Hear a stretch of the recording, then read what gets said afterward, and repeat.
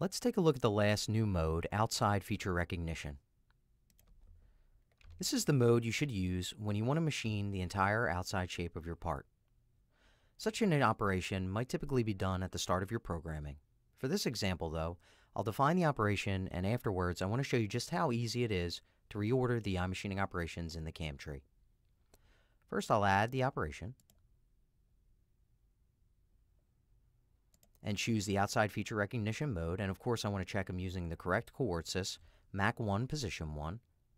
Next I'll choose my tool, which I added to the tool table specifically for this operation. When I click select, we can see in the graphics area that the machinable surrounding stock is recognized automatically. The upper level is also detected by the stock and the depth by the bottom of the target. In this case, I'll also add an additional 2 millimeters to the depth so that the machining is performed deeper than my part bottom edge.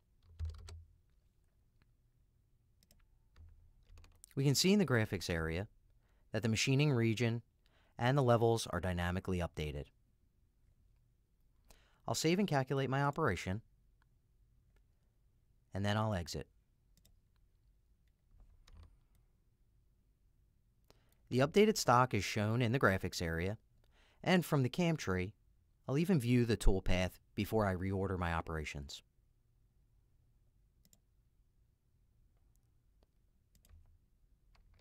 Now I'll move all previous operations in Mach 1 position 1 below my outside shape machining operation.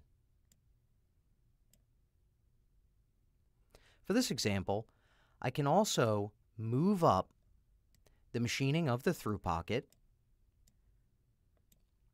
to avoid an unnecessary tool change. Finally, I'll recalculate all my operations. Now, since all operations are working with the stock or updated stock and the target model data, each operation can recognize the remaining stock, which is then used to detect and define again the machinable features. I'll turn on my updated stock option from the CAM tree, and we could take a look at the updated stock for each operation.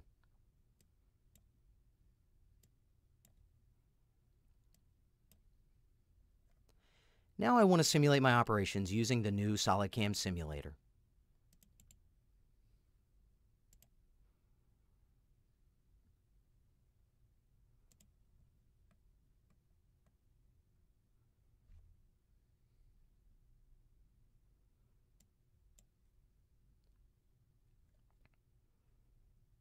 Once I view and verify that everything looks good, I can exit the simulation and return to my CAM part.